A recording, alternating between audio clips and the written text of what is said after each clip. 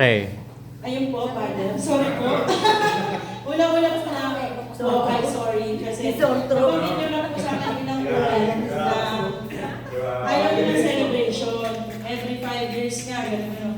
So parang naisip ko, naku po, patay tayo nito. Tapos po, ang unang-una din namin naisip, kakain tayo sa labas. Yun ang pinakamabilis. Kaso parang lagi na po natin nagagawa. Tapos, naisip ko po na, kuntsabahin sila lahat. So talaga nakaisip pa. Imbis po na parang kakain lang tayo. Yung same person po na lagi natin nakakasama sa mga mabilisang task. Ma-moment po kayo. Kasi lagi po natin kayong naibibigay sa mga yung birthday niyo po. Lagi sila po yung nauuna. Kaya parang wala na kami na moment. Eh sabi ko nga po, maglilipatan, wala na po kami maiiwang moment. Siyempre po yung camping, iba yung story. Pero yun nga po, una-una po, magpapasalamat na rin po ako sa kanilang lahat na nag-okay silang lahat. Na sabi ko po, hindi ko alam kung pagkatas nito, may trabaho pa ako. Kasi yung pong mga video, ano po yun parang late ko lang po naisip. Dahil una-una po, nahirapan po ako magtanong kung sino po yung close sa inyo. Kasi nga po wala naman po kayo nababanggit na ganito. Wala kayong paborito, wala kayong, kumbaga po, wala. Sa ilang taon po natin magkasama, hindi ko po talaga alam kung sino yung close to. Pero na po kayo, tsaka kay Father Rick. Kaya pinilit ko po talaga sila. Actually, meron po akong dalawa, kung hahabol man po sila. Send ko na lang po. Kasi talaga pong gusto ko po talaga maabot yung gano'n. Kasi gusto ko pong yun naman maiwan sa inyo. Bukod po sa mga pictures. At lalo na po, thank you, Father. Kasi gaya po ng paulit-ulit na narinig ko sa mga message po. Sa totoo, hindi ko na po alam kung ano sasabihin ko kasi alam niyo na po lahat Sa daldal po sa 5 minutes, nasabi ko na lahat. Yung po narinig ko na naging father figure kayo, na talagang napaiyak si Ivan, na nag-out ata si Ivan yung gabi nito dahil Tapos po, yun po yung una na naging talagang tatay na tatay kayo. Tapos, yung pong second chances. Parang hindi lang po second chance yun na ibigay niyo sa akin. May third, may fourth, may fifth. Parang ganun po. Pareho ko po yun na, ngayon po, kasi wala pa ako naka-prepare, naisip ko lang po sa lahat ng nasabi nila na yun po yung na-realize ko na talagang tatatak sa akin. Upset ka naman. Na alam po na... Dito na yun. Unang-una po, yung kantang Leaves, kaya po ko tuwan-tuwa to. Kasi lagi meron po yung part na kantayin mo kayo, Alex. Nagkamata yan Yung pong all will be alright in time. Yeah, all will be alright. Kasi yun po yung namimiss kong line sa tatay ko. Pero hindi ganun kahaba yung sa tatay ko. Like, okay lang yan. Magiging okay din yan. Yun din po yung unang-unang beses kong lumapit sa inyo na may kasalanan ako. Pero yun po yung unang-unang sinabi niyo sa akin. Na hindi niyo ako kinukonsimple dun sa nagawa kong kasalanan. Pero, okay na yun. Tama na yun. Magsimula ka na ulit ng panibago. So yun po yung laging second chance. Naiiyak na talaga ako. Tapos po, yun yung basta patunayan ko po kay Kuya Jamil, basta kung sino-sino po na nakakausap ko na mahilig po talaga kayo magbigay ng chance. So parang sabi ko, ang haba-haba ng PC ni Father. Hindi ko alam kung hindi ko pa po kayo nakita nagalit, siguro kung nakasal, pero pag talikod nyo, parang nag-bill na kayo ng 1, 2, 3, okay na ulit. Kami parang nakaka-100 na kami, nakasiyar na kami, ganun pa rin. Yun po talaga yung isa nga sa nabanggit po ni Alex na napag-aralan namin nung dumating kayo. Kasi po nasanay ako doon sa mga dati na yun po talaga nakita ko sa mga pare, parang kailangan lahat idudulog mo. Yung ihahain po, parang ganun. Kasi sa mama ko palang dito. Parang yung baby, Pero pagdating po sa inyo, amaze na amaze ako din sa kayo, nagkumakain kayo ng kahit hindi prepare, kinuha nyo lang sa ref, gano'n. Hindi po ako makapaniwala talaga na may paring gano'n. Kasi sa nakikita ko nga po ng mga pare, parang laging kailangan special, pinipili, parang gano'n po. Though, isa pong narinig ko sa mga camping stories natin na hindi kailangan maging entitled lagi sa pare. Kasi nga po, hindi naman din kayo, tao rin naman kayo, umaga po. Tapos, yun po, naisip ko, kung siguro po minsan nakukulitan kayo pag tinatanong ko kayo na, kumusta kayo? Kumain ba kayo? Kahit di po kayo nagre-reply. Alam ko naman po yun. Pero naisip ko po, kasi nga po, kung kami ni Jerome, dalawa kami, may nag-intindi po, o kaya, ganyan. Sa inyo po, pag uwi nyo dito, lalo po sa gabi, pag pasok nyo sa kwarto nyo, kayo na lang po mag-isa. Kaya minsan po, talagang gusto ko po kayo nang nakikita ngumingiti.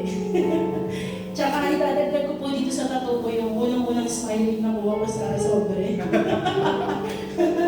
Sa inyo, kasi yun po yung, kung meron man po ang pinakamahalaga sa akin sa isang araw, yung makita ko po kayo nakangiti. Okay na po sa akin. Grandfather, thank you so much po.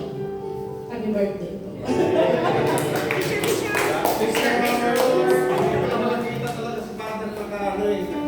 Ay, yung ano? Picture, gusto ko close eh. Sa picture mo lang yung close kami.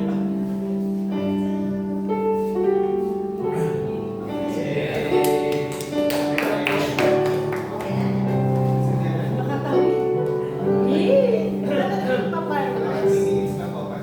Papa, wait lang papal. Wait lang po. Kaya yung camera. May ano ba yun? Ay, hindi kailangan yun.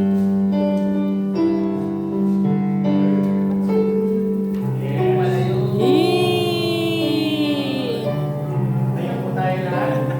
Happy birthday. Happy birthday. Happy birthday to you. Happy birthday to you. Happy birthday!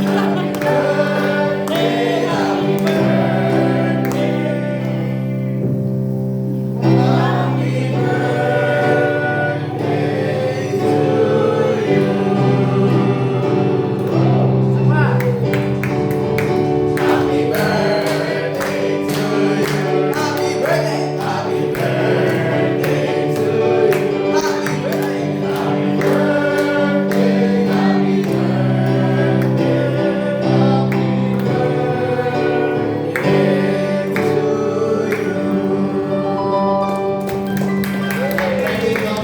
birthday. Yeah. Tapos, meron din po kami, may tanda po kami na Ano po kami? simple comment inspired by Mount Poro. Kayo po kayo ka. Eh, ano, certificate, handing of certificate of appreciation. Ano na po, encore na encore. Diocese of San Pablo, Our Lady of the Barangos Medal Parish, Ito ang pinakamatindi sa nakuha ko sa diocese. Ito po ako. ayun po, guys. Nag-explain po si Ate Beck. Actually, pwede tayo mag-explain. Ano po, Pads? Yan po yung siguro naman po, hindi po lingid sa inyong kalaman na napakalaki talaga ng effect po niya. No? Yeah? The quotes from Mother Ninyo that are engraved. Ano po, naging malaking influensya po talaga sa akin yung mga puro na na thread. Tapos, lahat po yan ay contributed by everyone. Every quotation po ay naririnig po namin sa sermon na yun po, ang galing ni Burmese para po sa akin na tumatak po sa bawat puso ng kada isa. ano po yun? God will always provide. Picture taken po, picture po. Ayun po, picture po muna ni Sir.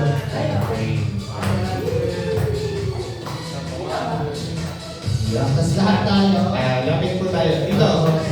Pwede yan, gusto ko na lang yung Chong. Ikaw yung wheelchair mo. Wala, pakita mo may wheelchair tayo. Pick muna na selfie tayo. Sige. Ayun. Kita po ang lahat. Opo. Chong! Behind the scene. Behind the scene. Suhay! Behind the scene. 1, 2, 3. Double 1, 2, 3. Double po. Dito kayo. 1, 2, 3.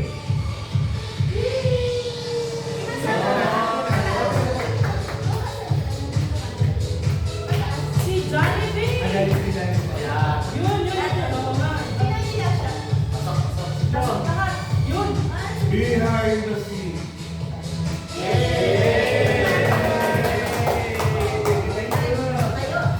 Ayun po. So, siyempre, para bigyan tayo ng closing remarks.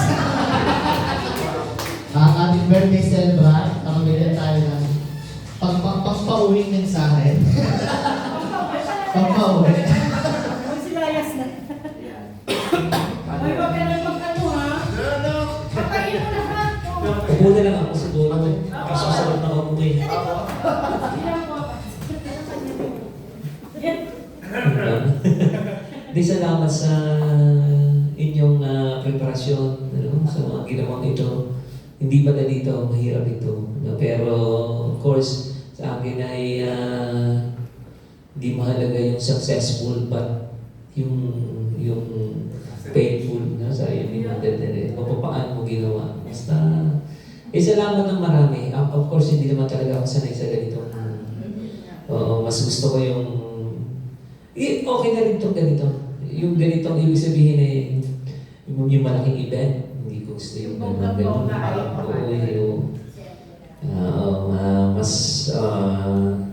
Kasi pagka ganitong umiidad ka na yan, tayo talaga na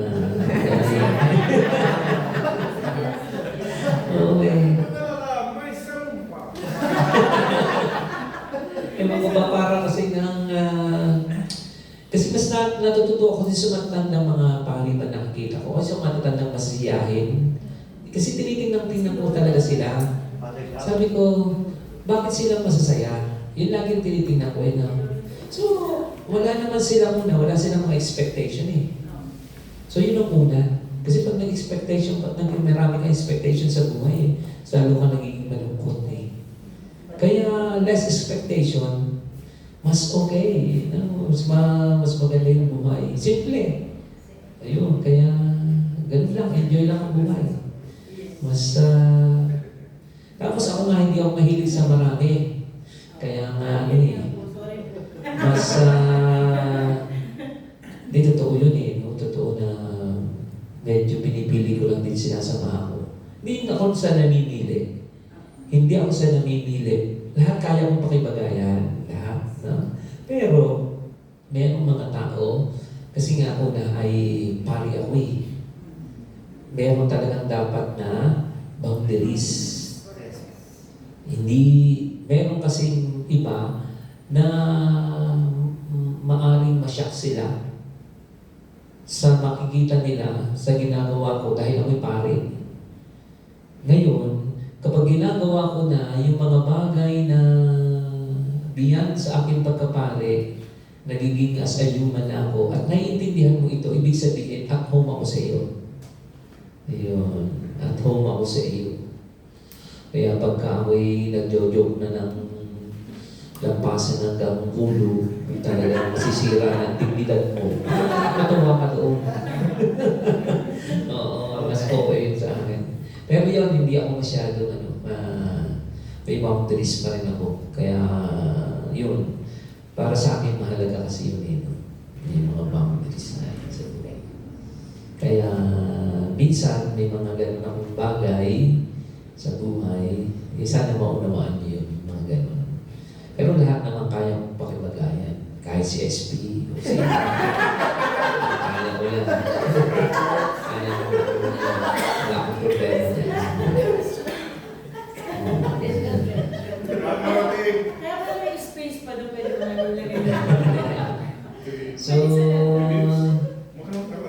Hindi, ano naman, simula pa naman, kayo naman talaga, yung mga kumikilos dito sa simbahan, nakita ko naman yun. Kung sino yung mga talagang nag-e-effort na walang hinihintay ng kapatid. Ano? Na hindi mo na kailangan, minsan hindi mo na kailangan sabihan at nagkukusa. Ano? Talagang yun para sa akin ay the best yun. Ano? Sapagkat lumalalim ka na, hindi mo na kailangan yung appreciation ng tao, kundi ginagawa mo na yun dahil kay Lord, kay Mama Mary. So yun, maraming salamat. Of course, marami kayong mga ginawang ganito paghahanda. At sa lahat, hindi lang dito, kundi sa mga celebration natin dito sa parokya. Nakikita ko naman yun. Ano? Maraming salamat sa inyo. Ano? Dahil sa inyo, mga kagaya ninyo, mas nagiging makulay yung aming pagiging pari. Kasi wala naman kaming pamilya. Totoo yun no? Although, ako kasi, yung background ko kasi, ay sanay kasi ako nag-iisa dinesign kasi, sabi ko nga, lagi ko pinagdinilaya yun talagang, yung buhay ko, dinesign ako ng Lord na nag-iisa. Kaya, ako nag-iisa. Oo simula nung ako pagkabata, nag-iisa lang ako. Small na lang ako, nagkakapatid lang ako dahil nag-asawa ni tatay ko no? Pero, ang tunay ay talagang solo lang naman talaga ako. At lumaki ako nag-iisa. Kaya kaya kong pasahin ang sarili ko mag-iisa. Kahit ako'y nag-iisa dyan, wala akong problema dyan. Kumbaga, sanay ako doon. Kaya kahit na ako'y mag-camping mag-isa, okay sa akin yun. Time for, solitude ko nga yun. Yung ganyan mga bagay. Kaya. But anyway, okay din sa akin yung may mga kasama. Sabagat ibang kasiyahan yun Iba yung kasiyahan ikay nag-iisa at mayroong kasiyahan na ikay may kasama. Pero hindi nangangahulugan na ikay nag-iisa, ikay malungkot.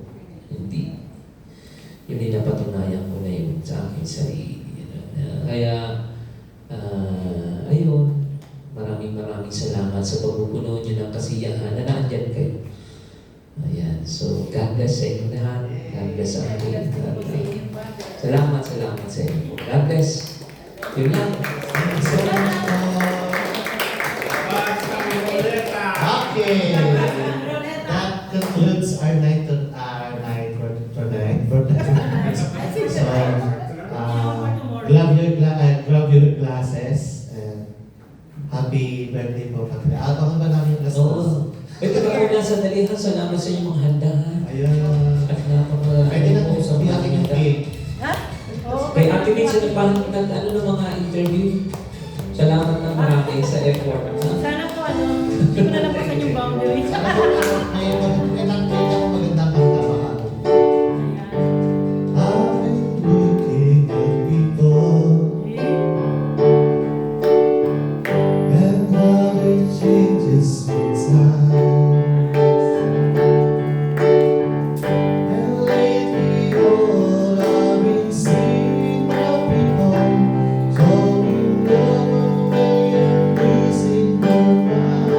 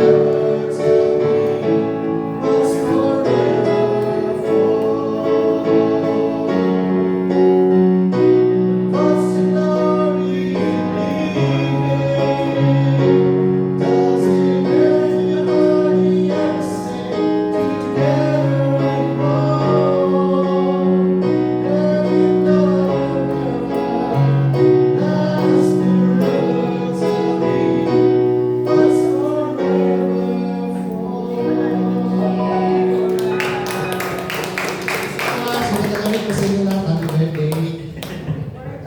Let's call it a night. Pwede tayo mag-off ng video. Social. Pwede po tayo mag-gather din sa gitna. Gusto nyo mag-stay pa.